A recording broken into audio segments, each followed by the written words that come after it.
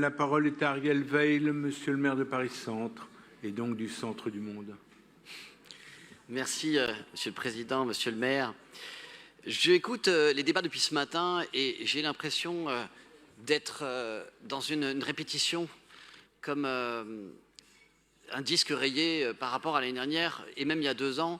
Il y a 2 ans d'ailleurs, j'étais intervenu dans cette tribune pour tordre le cou à quelques idées reçues, et notamment quelques idées reçues sur la dette. Or, je les vois se refaire un chemin, certes.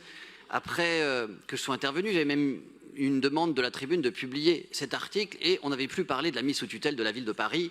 On n'entend plus ce terme depuis 2 ans. Voilà quelque chose au moins d'acquis. En revanche, j'entends les mêmes arguments sur la dette parisienne qui aurait augmenté de manière irréfléchie et de manière incontrôlable. On n'emploie plus mise sous tutelle, mais c'est toujours les mêmes arguments. Et je vois une litanie de vœux et d'interventions qui ont pour thème le désendettement de la ville. Alors on peut, et on a le droit de se désendetter, pourquoi pas. Mais aujourd'hui, le sujet du risque de crédit de la ville n'en est pas un. J'avais, à l'époque, c'était il y a 2 ans, et les arguments restent valables, expliqué que les actifs avaient cru de bien plus que le montant de la dette. Or, c'est ce qui intéresse les investisseurs. Pas ceux qui parlent, mais ceux qui mettent leur porte-monnaie et qui investissent plus que jamais dans la dette parisienne, parce que pour les investisseurs, c'est très intéressant, c'est très peu risqué. Et aujourd'hui et à l'époque, parmi ceux qui envisageaient, ou disons feignaient d'envisager la mise sous tutelle de la ville de Paris, il y avait des gens qui étaient même ministres, qui étaient au gouvernement, et dont on sait maintenant qu'ils ont présidé au plus grand endettement de l'État. Au plus grand endettement de l'État, je ne sais pas où il s'arrête, je crois qu'on est à 3200 et quelques milliards, on n'est plus à quelques dizaines, même à quelques centaines de milliards d'euros près, mais ça représente quand même plus de 110% du PIB, ce qui est contraire à tous les traités européens. Et je ne parle pas du déficit, qui lui aussi est au double de ce qu'il devrait être selon les traités européens. Et donc c'est bien là tout le paradoxe, c'est qu'au fond, le plus grand facteur de risque pour la ville de Paris et pour sa dette et pour ses investisseurs, aujourd'hui, c'est l'État.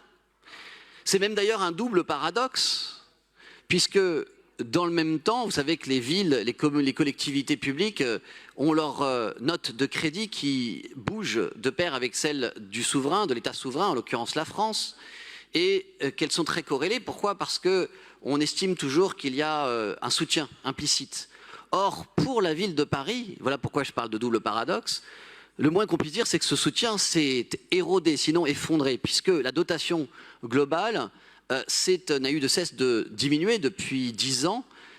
Elle est nulle, même quasi nulle, et dans le même temps, les dépenses de péréquation, qui sont donc mandatées par l'État, n'ont cessé d'augmenter, avec un transfert qui est aujourd'hui net, qui est quasiment nul et qui s'est effondré, qui est négatif, pardon, même, alors qu'il était d'1 milliard il y a encore 10 ans en faveur de la ville de Paris. Vous me voyez venir, le soutien de l'État, qui est implicite dans la note, eh bien, il n'existe plus aujourd'hui, il est même un soutien, c'est plutôt un fardeau qu'un soutien, et c'est un double fardeau puisque, par ailleurs, l'abaissement de la note de l'État qui est intervenu par Moody's il y a quelques jours, va normalement, automatiquement entraîner la dégradation de la note de crédit de toutes les collectivités publiques françaises, et celles en particulier qui sont au plus haut, c'est-à-dire Paris. Paris a désormais la même note de crédit que l'État, mais beaucoup moins de dette. Et donc, paradoxalement, et c'est ma conclusion, vous voyez bien qu'aujourd'hui, je l'avais esquissé à l'époque de manière prémonitoire, le plus grand risque sur la qualité de crédit de Paris, eh bien, c'est la qualité de crédit dégradée de la France. Merci. Merci beaucoup, cher Ariel Veil.